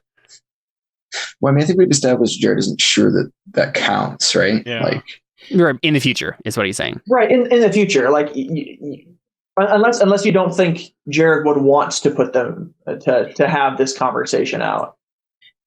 yeah, I mean, I personally, and I guess Jared can speak for himself. I personally feel like he already did that to me, right? Like I changed my trouble because he did that, right? At least for me, maybe not for Caleb, but right. And I think just because of the situation where Jared is unsure, I guess I'll just ask you, Jared, like, yeah, with what's going on right now, do you think that that's a valid compel, or do you think Jared's not thinking about that at all? I want to reject a second compel this session. But he is. You or don't? And you can't I even don't. reject. You just have to like talk around it and change it Yeah. that's what he's saying. He doesn't want to like and invalidate reject it for free, as Yeah. it were. Yeah. Mm-hmm. Oh, sure. He's still like even after the sermon, he's like, yes, I know all of this, and I appreciate it and all that, but like in this situation, I know what they did was wrong, but what he doesn't know what the right answer right. is. And that's Sure. where I am at too, right? Where I'm just like he knows that they 100% needed to die, otherwise that they were just going to murder people again. but how we did it was for sure wrong. Yeah. And so like there's just it's a muddy Well, situation. maybe there's a compel there, right? Maybe because I mean, well, Caleb believes it's wrong. Because I definitely want to have a scene with Gabe. Yeah. Well, David hasn't given any impression that he felt like what they did, the method that they used was wrong, of course. And so, I mean, that's obviously. Plus, I don't have a way to persuade them, really, other than provoke, I guess. Yeah. Well, I mean, he can compel you knowing that it's not likely to work. I mean, Mhm. that's sometimes the way of things. But, I mean, I feel like that might be a compel there, but. Yeah, I'll say I think it would be good if we all talked to him. So you come over there and just like say that then? 'Cause, yeah, I'd kind of Do like you wait for the, Connor to like leave and like come up on your own, or do you like come reinforce him? I'd probably wait till you leave, and then That's what I figured. yeah, and I think I am going to talk to him as well. So is this literally Talk just to going to be Connor as like well? No, not Connor. Gabe. Oh, sure. you say that to us? Yeah. Yeah. So is this literally just going to be like you say, I'm going to go talk to him, and then you step away, and then you're basically just like, I lead by example. Yeah, right. That sounds like rapport still to me, but. Well, yeah. My rapport the negative one. Where's my rapport? Provoke would be. That would be like if you. I'm gonna go talk to Gabe. You're there by your ear. And I'm gonna talk. Report would be I'm gonna talk to Gabe. And I'm gonna spill everything. And Yeah. if you're not too cowardly, you're gonna come with me. Or I that would be I fun. don't want to Provoke, yeah. provoke my friends, though. Yeah, that's not my pro. Granted, although I did change one of my stunts after last session Really? To be good with provoke. Let me see. to do rapport with provoke, but I kind of don't want to just use it now. Oh, I to didn't- do I haven't rapport announced with it yet. provoke. Yeah, Oh. the song is called "The Secret Is I'm Always Angry," Jared, but I didn't really say announce that. it, so I don't That's feel like I don't amazing. think I'm going to use it. I mean, that's fine. You will have to make a specific instance in which you can use that, because you can't just have them swap all the time. There's got to be like a trigger That's for his it. secret, David. He's always angry. Yeah, but Fate doesn't like that secret, so you're gonna have to like put a what is the actual like modifier. criteria? While talking. No. While talking to people that have functioning ears. Ooh, so specific. What if it's like when doing it for someone's own good? Yeah, because I remember talking about this, Jared, and you were saying it was like, I remember thinking of it like the idea was that people who know you know that you're being aggressive, but that you mean the best for them. Mm-hmm. So it could be like for people who care about you or know who you care about, right? Like people who you have a positive relationship towards, because then that wouldn't help you if you were like trying to talk to somebody you don't know or any of these people here. But if you're talking to us or any of the people on the bus that you have a positive relationship with, then it would work, right? Where we see you provoking us, but we know that you're being, that that's just how you communicate that you care, basically, right? Tough love, as it were. Mm-hmm. I don't know if that was still your idea, but I think I might go with Caleb's, just like telling people things that for their own good. Just so ugly truth, basically, is what you're doing. Truth skill. That makes sense, right? Because he can't use it. He can't use it in place of rapport when he's trying to like just convince people a normal thing or be friends or whatever. It's like telling them like an ugly truth for their own good, sort of a thing. Mm-hmm. Oh, right, because it's rapport. Okay, yeah, no, that makes sense. Okay. But again, I don't even want to roll for this. I don't want this to be a roll. I am a little worried that telling people an ugly truth is already kind of bordering on provoke anyways. I mean, but provoke has to be like you're pushing negative emotions on them, right? Right. This but is most like, of the time when you're like, look, if you don't do this, bad things are going to happen. That's just how it is. That already feels like provoke. That doesn't feel like a provoke. It's still a convince of some kind. Well, but I mean, provoking doesn't have to I think this feat is what it's doing is it's removing that blurred line. It's just saying, no, that does fall under the case where he could use provoke here. Sure. Even I think that what David is saying is it sounds to him like provoke already does that, but I don't think so because I guess it only really matters what Connor thinks. Yeah, he's going to want the one that makes a call. So I'm a bit confused. Okay, so provoke. lay it out for me like I'm two. Let's just read the skills real quick and get a better handle on this. So provoke is the skill about getting someone's dander up and eliciting negative emotional response from them, fear, anger, or shame. It's the being a jerk skill. The rapport skill is all about making positive connections to people and eliciting positive emotion. So basically what he's doing here is it's a skill of being liked and trusted. So what he's doing here is when he is provoking a negative emotion in someone, but that ultimately leads to a positive change, right? Using negative emotions to elicit a positive change. Because that's not you can do that with provoke anyways. Well, right? it's the being the jerk skill. That's what it says. Like that's. But it says like using shame and stuff. Like you could shame someone into correcting their behavior, just being a jerk about it. And I feel like rough truth is often that. I mean, the examples it gives in the book are like you might intimidate them for information, tick them off so badly that they act out, or scare them into running away. Like I don't think that falls what are under. the examples for rapport? Rapport is to charm or inspire people to do what you want or to establish a good connection with them.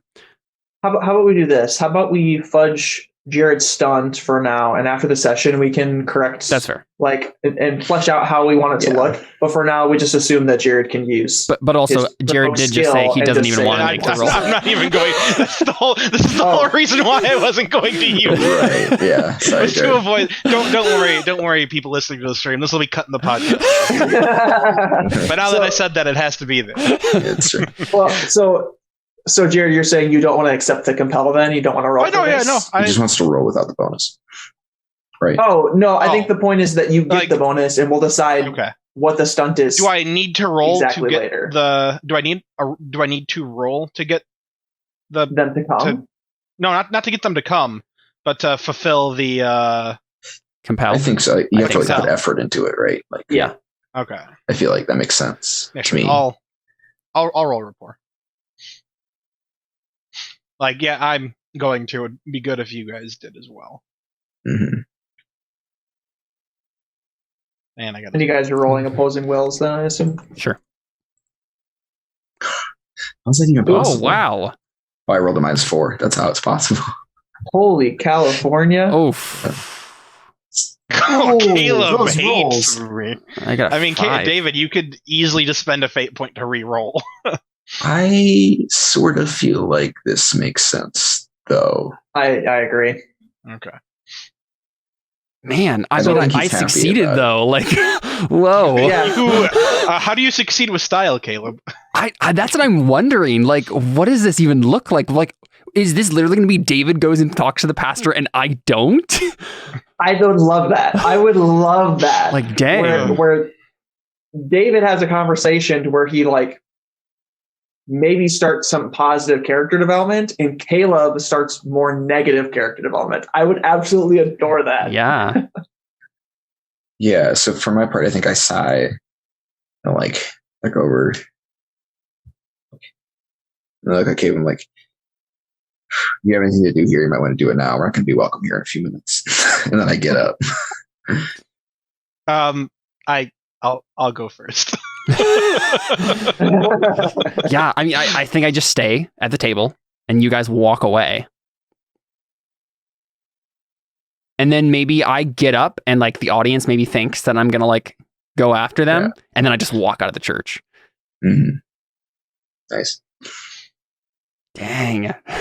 The rolls, man. This is so good. This is so good. Okay, so I think we have this little bit of a conversation then where it's Gabe and his wife and Connor, David, Jared, Adam, Josh. Mm-hmm. So basically everybody except Kip. Yep.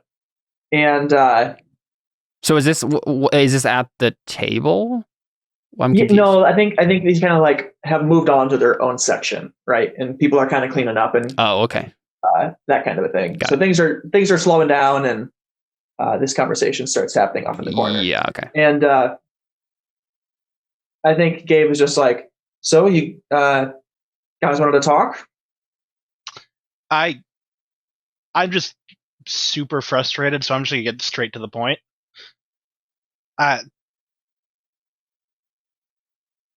And like he pauses, trying to like the pause is for me, and he does it as well. I'm just trying to collect my.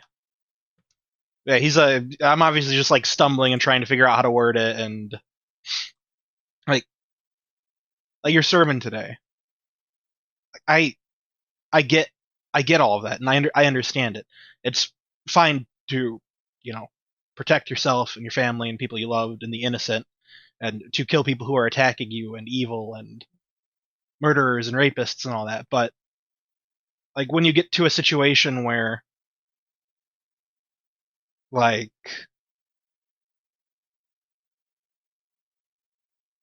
people who do incredible evil surrender or don't fight you, and if you don't take care of the problem, they're just going to go on doing whatever horrible evil things they're doing, and there's no government to stop them, and we're the only ones who can potentially stop it. What do we do?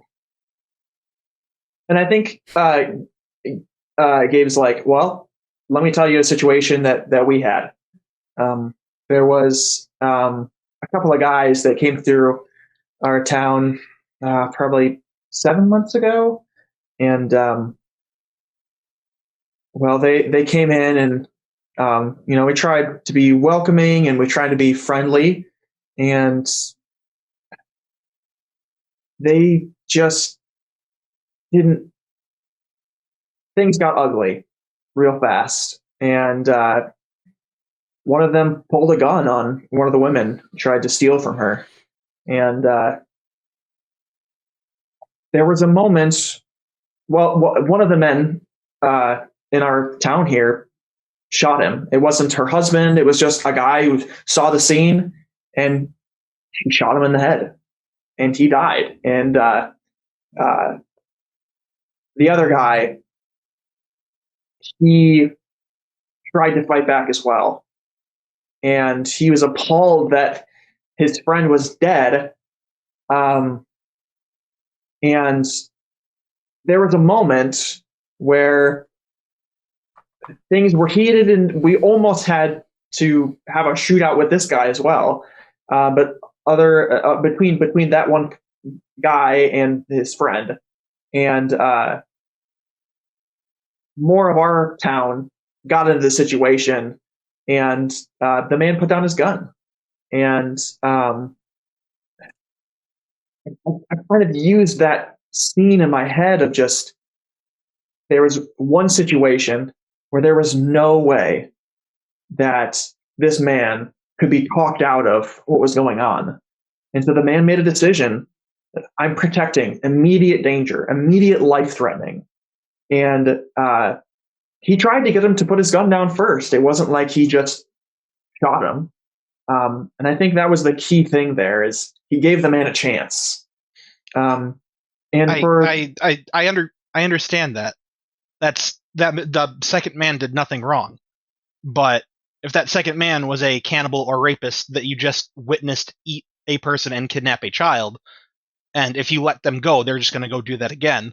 You've actively seen them do it. What do you do? So I think he's like, well, I'm getting there.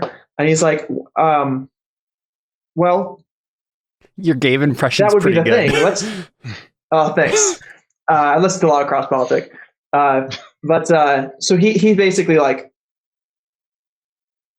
if he had just been the one, let's say he had shot the wife, right? We would have a trial. We would prove amongst ourselves as a town, as a community, as a government, and say this man committed murder, and so capital punishment. What I think would have been wrong is if we had seen him do what he was doing, and then he put down his gun and said, "I'm done. I'm out. I don't want to. I surrender." And then we shot him.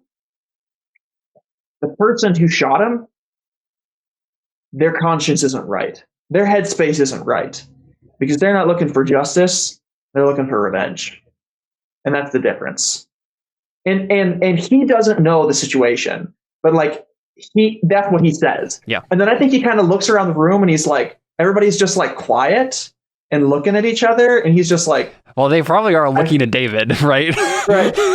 And I feel like he's just like, I feel like I just hit something on the nose, and I don't know what I did. I don't know what part of that I said.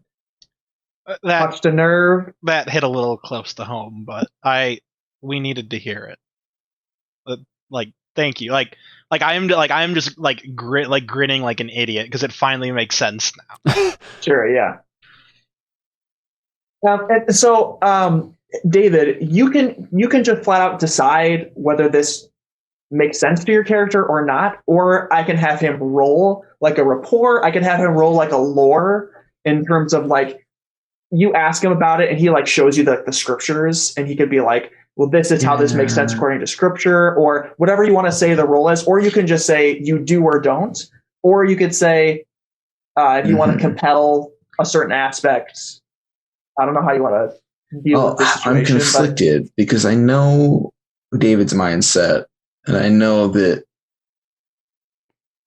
it doesn't budge him from that, but I also don't want to just never have him change any.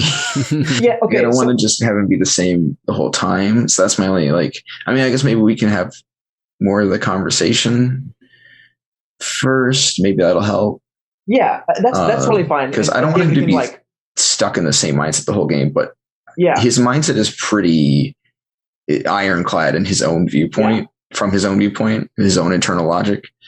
So that's why just to kind of offer you something, there will be a point in the future here where David will have a chance to revert or continue on this path of character development. So if you want to say for this temporary period of time, you start to lean more in the positive, quote unquote, of getting out of the I just want to kill everybody headspace, because that's more of what it is, right? It's not like the circumstances that happened there. I feel like that's just more like the front, but the fact that David wanted to kill those people, it didn't really matter. That is maybe a different thing. But That's maybe an the thing that- emotional issue. But Right. I was going to say maybe the thing that hits you, where the rest of it doesn't. Maybe it passes you by. Mhm. But when he says it was about revenge and not justice, because Yeah. normally, right, David might be like, "Listen, this is a threat, and I'm making a decision right now."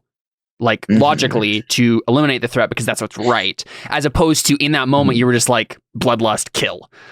Yeah, so I mean, and this can always be abridged, but the concern that I had in mind for him was it wasn't an issue necessarily that it was a feeling of a lack of control that I felt like made him do that, because the aspect that I invoked was line and change, which is literally Jared is going to kill me if I don't like kill people he says I can kill. Right. And so for me, it was like his mindset was like, and I mean, I kind of don't want to spoil it. And maybe we can find it in conversation, although I don't think it'll happen with this guy. But I think, yeah, just so everyone's on the same page with sort of like my thought process was that he felt like he was about to lose the chance to do something he thought he should do. And so he just did it before there was a chance for someone to say he couldn't, right? To posit an idea, like with what he's saying, like maybe in David's mind, like at the end of the day, we're still killing the people. We're just going to have like, you just have like a trial first, and you don't do it in haste and anger. Like, right. Yeah, but And it's collaborative. at the end of the and at the end of the day, it's you will still be killing them, and maybe that's like the compromise, like in your psyche, that you could make, or well, and I guess we can have along like those lines. some more of this conversation, because to David that seems like it's just a waste of time to come to the same result, right? Like, Yeah. So I mean, Yeah. Okay. So I Go think ahead. he's like, great. So the answer is to waste everyone's time and have a trial for someone you watch murder a person. You guys don't have anything better to do with your lives or anything? Yeah, I think he's like he kind of like hones back a little bit and is like more gentle in kind of how he approaches what you say, because he's like, well, this could turn into an argument real fast, and so he's just kind of like, I don't think it's as much of a loss of time as like. I agree. He's like, from a pragmatic point of view, it is a waste of time. Like, what's the point? If they're going to die anyway, it doesn't matter. But he says, are you familiar with like American law? I'm familiar with it being bombed so hard it doesn't even exist as a concept anymore. Yes. He's like, well, but in American law, what was the point of a trial?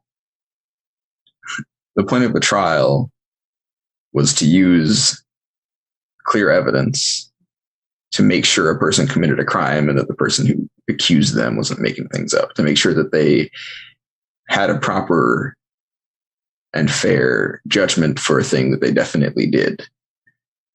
And that is a lovely, what's the word? Shoot, I can't think of the word. It's like a benefit, a convenience, but not, what is it?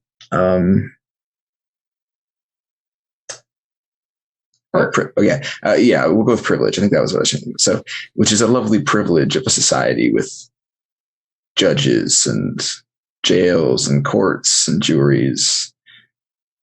It's not always a thing people have access to in a gunfight.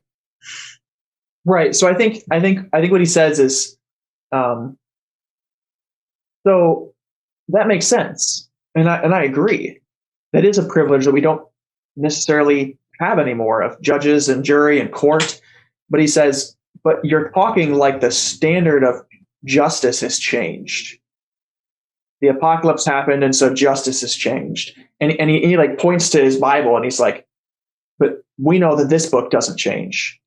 And the standards that we believe come from this. And he is like, I know it's a controversial point of view, but I believe many of the founding fathers of America took what they wanted to make as law straight from Scripture, which is why you had 2 or 3 witnesses, independent lines of witnesses, was a biblical standard that the founding fathers decided was going to be a part of America's law. And he says, that's what we're talking about here. You're saying that we don't have the privilege to do that anymore, and so the standard has changed. And what I was trying to point to is that we have a standard that never changes. Apocalypse or no,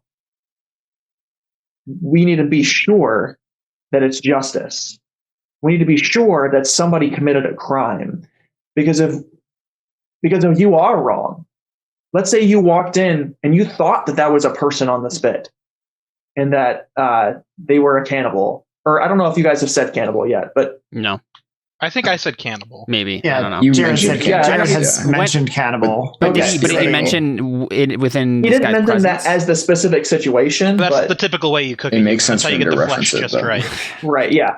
Spit. So he's just like, but let's say you thought it was a human and you killed the guy and you think it's justice, and then you find out that it wasn't a human on the spit. Our understanding isn't perfect. And so if we take the time to know for sure, then instead of us just shooting everybody on sight, we're following a procedure that God's law demands of us so that we're sure that when we take a life, we're honoring God. And if we're honoring God, God doesn't need the big army. He needs the small army that's committed to doing what he says. And that's the one that he's going to bless. Well, first of all, if you want to be sure that someone is guilty, then it doesn't get a whole lot better than a confession freely given, which I'm aware that you're not familiar with the circumstance. It's on our minds, but we did have that. In fact, I mean, he doesn't know there was a person on the spit. I guess I don't know. He doesn't know that. So yeah, I'm like, I never saw the spit. I just heard him say he didn't feel like eating a child because a large woman would taste better. And I think at first, when you start explaining that sentence, he thinks you're using it as like a metaphor, and then you're like, "I didn't see that there was a little girl, and then there was." And then and I think woman. he gets a little louder, which I can't do because and I didn't have a bunch of convenient people willing to sit down as a judge, jury, and executioner. I had a handgun, so I decided to be the small army.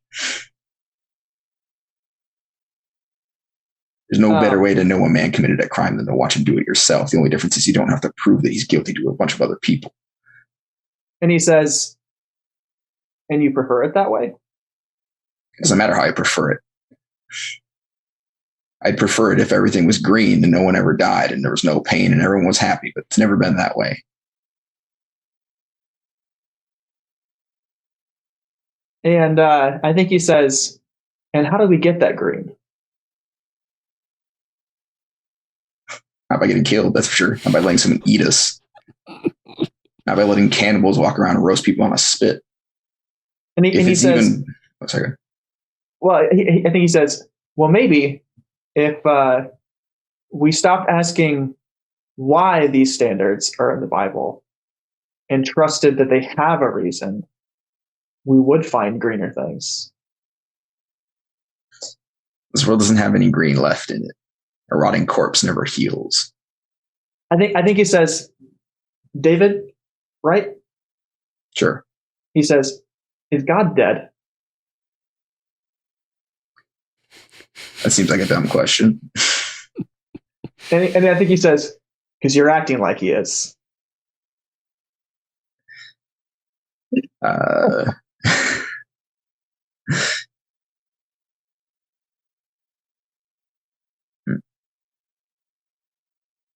And maybe the scene ends there, unless you have something that you want to go for. But maybe the scene ends there, and you just think about it, right?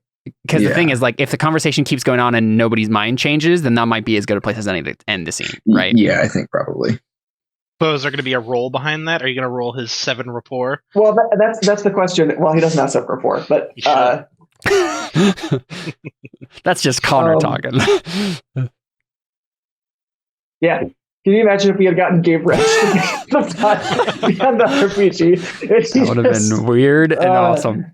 Oh man. He's like trying to convince this fictional character of biblical combat theology.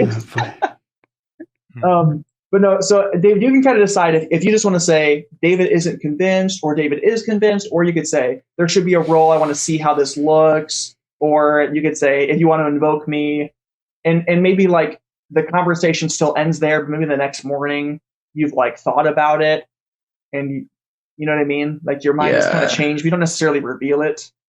I mean, like in the moment, definitely that's not strong enough to change his mind, because that feels like a theological stratosphere shot, right? Like, Sure. it doesn't mean anything in and of itself to him in the context of their conversation, but maybe over time he might think about it and find actual implications of that. That's what I was thinking too. In the conversation, like, because in the moment, he doesn't have enough time to like connect dots far enough to find some actual practical meaning to that. So yeah. And I mean, he probably has a snarky response, but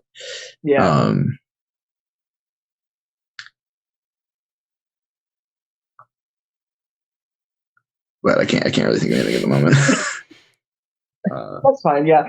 I mean, and maybe the snarky response doesn't really make sense, but it's still something that David just says. You know what I mean? And then we kind of cut there.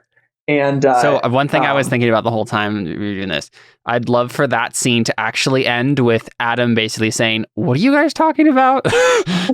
Right? Like, he doesn't remember anything that happened. Caleb, you read my mind. I was thinking that the entire time, because he's so out of it with his amnesia, where he has no like recollection. There's no character development. But right now he's kind of flashing back, and that's like his real self. But otherwise, he's just like all of his character aspects are like, that's it. He doesn't really care about anything else. Like David says the snarky thing, walks away, and then Adam just like, what was that about? what was it? What are you guys talking about? Everybody looks at Adam like, what? Yeah, I think, I don't know. He'd probably say something like, well, then he can decide which one of us is right. And then leaves it at that. But I think Gabe is like, well, I guess that wraps up that conversation. It kind of looks to you guys like, anybody else like, you talk through anything? And I think we get a scene of like probably Helen and Clarence come over, and Helen is like wanting to talk to him about the situation. And I think we just kind of have like that conversation start happening off screen, and like maybe Connor sticks around for it, but everybody else just kind of like moves along. So real quick, does David go off anywhere? Yeah, I mean, probably. Yeah. We get a cigarette on the patio scene. A penguin walks by. So yeah, I mean, the red sun rises. No, like not the cigarette scene from Nebula Jazz. No. That's what I was thinking. just like every other movie ever. Right. I just get really mad at somebody else. Yeah. No, because I was gonna say I was looking at my aspects. I was racking my brain trying to think of like how I actually in the end respond to this, because I feel like there needs to be some closure to the arc of my character this session. And I think I looked at it and I'm like, the moral compass my friends need. Like, even if I don't feel like even if I'm frustrated with the answer, I have to face the answers, right? I have to go be that person, even if I don't want to be. And so I think I meet David outside somewhere, right? That's fine, yeah. And I just say, I'm sorry. And I'm like crying. Like, Caleb, man, you have nothing to be sorry for. No. I should have stopped you. I should have done something. What for? Like, I totally stole that XP from you. You stole all those XP. Oh, I'm just kidding. I'm literally saying, like, I shot them because I didn't want you to have to bear the burden of what you were doing, and I thought that in some messed up way that I could bear it with you by joining you, and that was wrong. And I need to be better than that. And listen, I don't know what he said to you in there. I don't know what that conversation was like. But I have to be better. And I can't expect you to understand why I'm doing the things I'm doing, or why I am trying to stop you from doing the things you think are right. But I have to do what my entire life I have lived knowing that certain things were right, certain things were wrong. And when this crapshoot happened, the last 11 years, that has been slowly chipped away. And in there, I came face to face with what I was becoming, with what I thought. I don't want to be the person who just makes it up. I don't want to be the person who goes along with what you're doing because it's easy. I don't want to be the person who... I'm sorry. I'm going to be the person that you need. The person that Jared needs, the person that Josh needs, the person that Adam needs, the person that everyone here needs, the person that I need to be. And that person has to be... I'm trying to think of the right word here. Better? No. I was gonna say real. That person has to be concrete, whole, not constantly second guessing himself. And so I'm going to make some decisions. I'm going to mess up. But I'm not going to do what I did in there again. I'm not going to walk away from my problems. Why am I don't even know why I'm telling you this, but I need to tell someone. So there you go. That's good. I'm glad to hear that. Listen, ever since those bombs dropped, all I wanted was to do whatever I could to make whatever life the people that matter to me had left something worth living. And the only way that happens is if I bear all the sick garbage that it takes to survive in a place like this. That's fine with me. I put every fiber of my being into holding up the burden of killing anybody who touches that.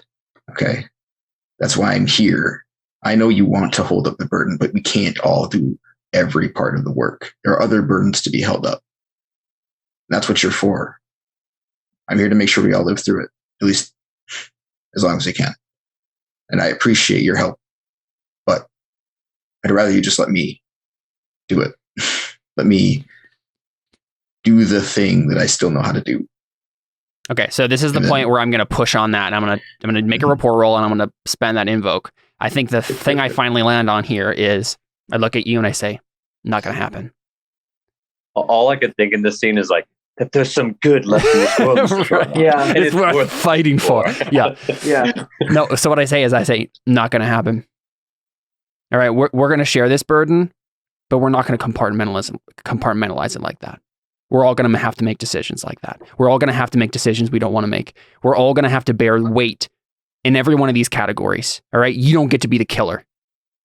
We all have to be able to make those decisions if it comes down to it. All right, so we're going to share burdens, but we're going to share all the burdens. Yeah, and Kip, I want to give you just a suggestion of what to say. Instead of when we do it alone, we're just murderers. Right. But if we're together, we're justice. Yeah, and I'd probably say that a little bit differently. I'd probably say sure, yeah. I figured you would. Yeah, I say if it's just you shooting those men, then you've done something wrong. That's what I believe. But if it's all of us looking at a situation, looking into each other's eyes and knowing that what we're about to do is what we've all agreed to, is what we've all decided is right, that's when I know I'll be able to trust my own decisions. And I think I've roundabout come to my own epiphany in my leadership sense stuff, right? In that moment, that me as a player just did too. Right? I basically just say then, Sure. right? I can't do it myself. Yeah. I need all of you. And I look at you and I'm like, I need you to be the pragmatist, but you need me to be the idealist. And then I'm going to make a rapport roll if that's okay. Yeah. And it's literally, it's not going to be right. Like, I'm not saying you have to follow everything I say now. It's No, I know, we have to, there has to be some give and take in this relationship, right? Yeah. Right. That's my intent more than anything is like, we'll share each other's burdens. We'll have give and take in the relationship and like help all come to this decisions together sort of a thing. Right. Okay, cool. I suppose you're rolling your will against this. That's how we've been doing it. Yeah, 3.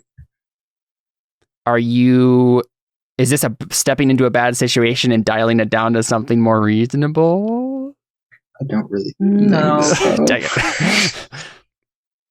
Doesn't seem very charged in that way. Yeah. I slap you. Okay. Now listen to me. Okay. Okie dokie. Here we go. Didn't even need the invoke, but I'm gonna spend it anyway to succeed with style. Let's go. So you guys can kind of explore how this looks. But I want to make mention of a mechanical thing that I've been playing with in my head, and I haven't quite ironed out the details. But I wanted to make something for your guys' troubles. You make a roll to defeat your trouble. And the difficulty is based upon how many times you've given into it and how many times you've rejected it. Right. Just do a clock from Burning Wheel, or not Burning Wheel, from Apocalypse World. Oh, I didn't know that was a thing.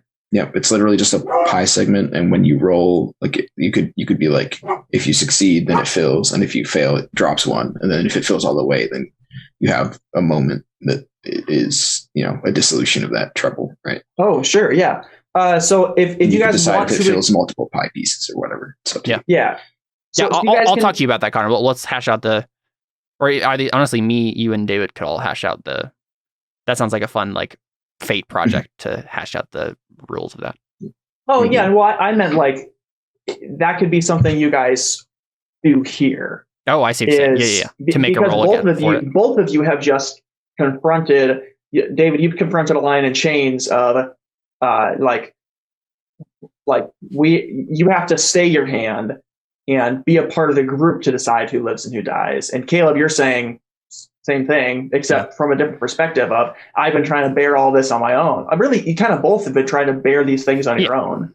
And coming out and saying, let's not be like this. I mean, is that something I think you just want to talk about? Or I feel like it actually makes sense though to just maybe let the mechanics of the game itself do that, right? Because it already has that mechanic, which is you can change a aspect at the end of every session, right? Okay. And I feel like that's what I was going to do anyway at the end of the session is change my trouble slightly to be like a bit different. We can just watch that progression change over time as we change our aspect. But okay, so I guess David, he succeeds in his rapport, but do you want to say that like how does this look? Yeah, I mean, I think he sort of sighs and he says, I think I made it. Oh, no, you weren't in there when I had that conversation. Yeah. He's like, and then the funny thing is, like, I feel like Caleb knew everything that Gabe would have said, right? In my own brain, I knew all of that. And so like, I'm ultimately operating on the same assumptions. It's just that I have all this baggage that's I'm having to drudge through to get to those conclusions and like actually apply them to my circumstance. So yeah. Oh yeah. So he's like, it's obvious that you and most of the rest of the group have a different idea of how this thing works. And I'm willing to work with you on that, but you have to understand that if it comes down to it, if something puts you guys in danger, I'm not going to light a fire and ask for a powwow. But if we have a chance and you guys want to hash things out and make a decision, well, it's not like I have anything better to do with my time. Yeah, and I think I look at you and I say, David, if you decide to pull the trigger, no one else but you is responsible for that. None of us can, we're not your parents, we're just your friends. And you're going to have to make your own decisions, and we're going to have to make ours. But we don't have to make those decisions without talking about it first, at least some of the time. Yeah. He just nods. That's fine. If we have a chance, we'll talk. Okay. So I'm glad we hashed that out now, because I feel like I'm going to be in a much better headspace to actually talk to Josh about it now. Where before I would have just been like, everything's horrible, I can't even have this conversation. But now I'll actually be able to like have an actual like good conversation about it. Yeah. So I think we should definitely wrap up there. I think the next morning you guys kind of, I want to get this scene first. So I think we kind of see through the window of just like Helen talking to Gabe and just like crying into her hands. And I think we see Liz, who was by David's side the whole time, right, but she isn't this time. And I think she kind of like walks over to Helen, and we just see like from the window, Liz like say something, and Helen just like opens up her arms, and like Liz and Helen hug. Nice. And we don't see like what is said, but we just see them hug. And catharsis all around. Yeah. And then I want to do something with you. You have to be more specific. I think you said Adam. Oh, I didn't know that. Oh, yeah. Sorry, Adam. Yeah, Adam. I want to do something with you, with your, with the things that you were talking to me about, messaging back and forth about. Do we get a little bit of a scene of Adam like in his sleep, and he's just like acting funny, and maybe Gabby's like trying to figure out like how to comfort him. Because in my head, I'm thinking maybe Adam is like starting to have like some nightmares. Oh, I don't think he's listening. He's listening. Oh, geez. I thought your headphones are in your hand, so I thought maybe you had like taken off your headphones. No, I haven't. Or something. Oh, okay. I was wondering if we get some sort of scene like that, or not. Totally up to you. I'm trying to push that theme into the room, so it didn't have the chance to like focus on it. But no, yeah, I think that's fine. I just don't see how obvious it could be in his sleep. But I guess I guess there are ways. I meant in terms of like you're asleep, and in your subconscious, you're the other Adam, and then you like wake up, and it's like, oh yeah, everything's fine. You know what I mean? Yeah. Okay. Yeah. So we get that kind of scene, and maybe like Adam's talking in his sleep and saying something like how could you betray us, or something like that. We were trying to protect you. The chosen one. Yeah. It might be kind of interesting if the dream starts out with the shooting in the forest, and then like the scenery melts, and now it's a shooting in Adam's past. It triggered the memory of that. And so now we're seeing like maybe like the moment he was betrayed, like you said, and there was like a bunch of people got killed during that or something. And maybe that's like how it triggered, was there was such a traumatic, I don't know if that's how actual psychology works, but maybe there was such a traumatic event, the apocalypse, that it triggered a memory of a similar traumatic event. Yeah. And it like melds into that one. And then we see what happened to him. Yeah, that's great. And yeah, that's true. Adam, do you like that? Yeah, I have an idea.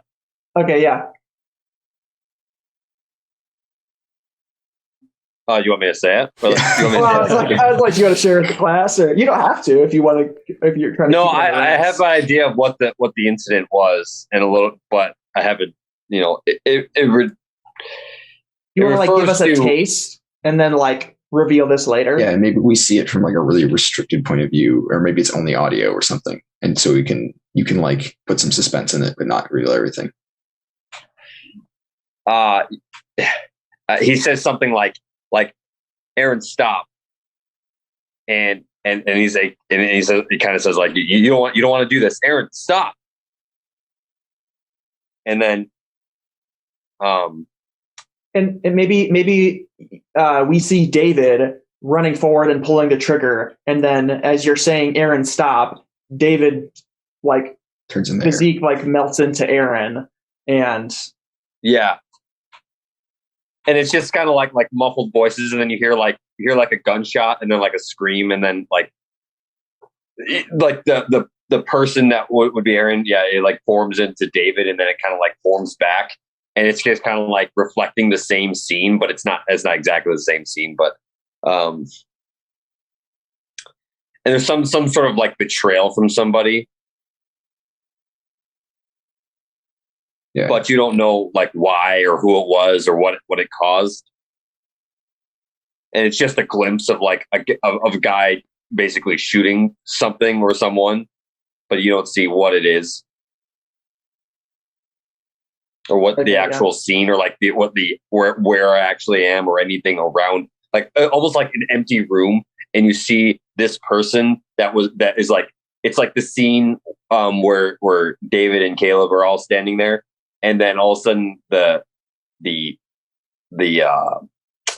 like the scenery changes to like a black room, and then the person changes to this other guy, and he kind of like looks back at me and he smiles, and then he's like, I say, Aaron, stop, and then he's holding a gun, and then all of a sudden you hear a gunshot, and then that's when I wake up, and then it's just like, and then but there's like a blank look on my face, like, what's wrong? I love how most of the people have put me as the person who did the bad thing in that whole situation. David Why is everybody giving Caleb all the credit? No, but like that's what I did, right? I did that on purpose. Like that's what my character was actually doing, so it worked. But it shouldn't, it was messed up. So yeah. Well, I think part of that is like they expected more from exactly. you. They knew who David was, and they expected you to still fight him on that, and you didn't. And so they look at you as the bigger bad guy here because you fell farther. And I was, yeah. It's like when the straight A student gets a B and everyone beats the crap out of him. The C student comes home with a D and they're like, meh. Yeah. Yep. So okay, I think we get the next scene of you guys are all getting on the bus again, and I think the tension in the bus is so relieved, where like people are talking to each other now, and there's no longer just like deadpan silence, and like maybe not everybody is like happy, but you guys are talking, and there's might be a little bit of joking around and that kind of a thing. Well, I'm wondering if Josh is the only point of non-relief in that whole thing, because he really hasn't had it out with us yet. And I don't know if he's by his computer right now. I didn't know he was. I'm here. Okay, cool. Yeah. Yeah. Is that an accurate assumption? Yeah, I think so. There were conversations and yelling going on, but Josh was enjoying his potato salad. Yeah. Yeah, I don't really have anything specific. But yeah, to say yet. Yeah, right. And I figured very much you and I want to have an intense scene, Josh. He's just not ready. As a player, I mean, not at the moment, but also, like, I don't think Josh can have that intense scene yet. Yep. Mm-hmm. And okay, so how about we get this as like the scene to close it off? How about one of the people in the community traded you something you had built for like a little iPod with like a few songs on it and like a little, like some headphones. You built an iPod? And, Whoa. Well, Other way around. No. Josh gave them something he built, and then they gave him an iPod that they did not build. Maybe just like, something that has just like a few they don't have songs the on it. machinery for that. Yeah. A few songs. Connor, iPods can hold thousands of songs. Well, but maybe it's not an iPod then. But regardless, the point of the matter is maybe Josh was already in the bus and maybe like working on something, and people start filing in, and I think the camera kind of like shows Josh like looks at Caleb and David as they're coming in and the we're bus, talking and amiably. and I think Josh like reaches for his headphones and like puts them on. And I think we get that like contrast of like the flashback of it was the same thing. You're just trying to avoid the conflict. You're just putting on the headphones. And yeah. Nice. That's good. All right, so we'll end there. And cool. We'll do our little post-apocalypse. And what a scene. I went on an emotional roller coaster ride through that episode. Yeah. Oh yeah, dude. And Lynn didn't even die. I know. Yeah. All right. So we'll be back next week with another episode of Orphans: The American Dream. Thank you so much for watching, and gonna record an after show.